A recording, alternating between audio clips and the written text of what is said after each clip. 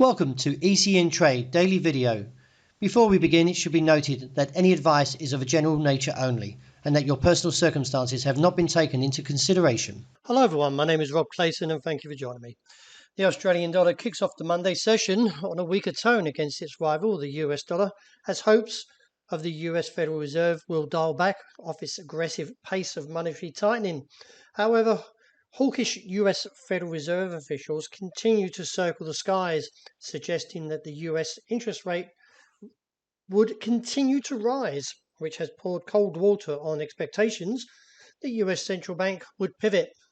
All eyes turn to the Tuesday session with the RBA Governor Lowie scheduled to deliver a speech on price stability, the supply side and prosperity. With the outlook, no doubt most probably will see a slightly rocky price action. Nevertheless, the current pullback is looking towards the level of 66.15. I do anticipate the market should support that region and therefore see a bounce back up towards 66.85 and onto 67.68 cents. Failing to do so, the break of 66.15 will be devastating to the bullish outlook and most probably see a pullback towards a region of 65.45, which is where the 60-day moving average currently is located, and beneath there around 64.85. So do keep an eye on that level of 66.15. The euro is a little bit weaker after the last week's US federal officials have suggested that they will continue to lift rates, and therefore has put a little bit of disappointment in terms of the recent decline in the US CPI number.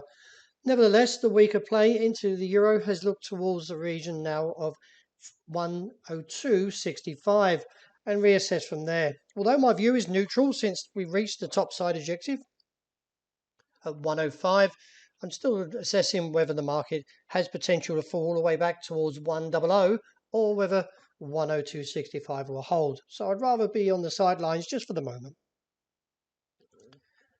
The dollar yen, well, the market is still attempting to take that topside challenge out. That is around 140.65.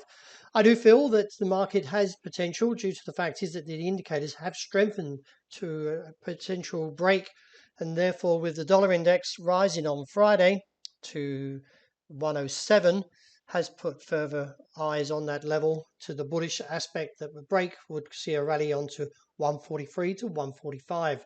So do be aware of this level in case it is broken.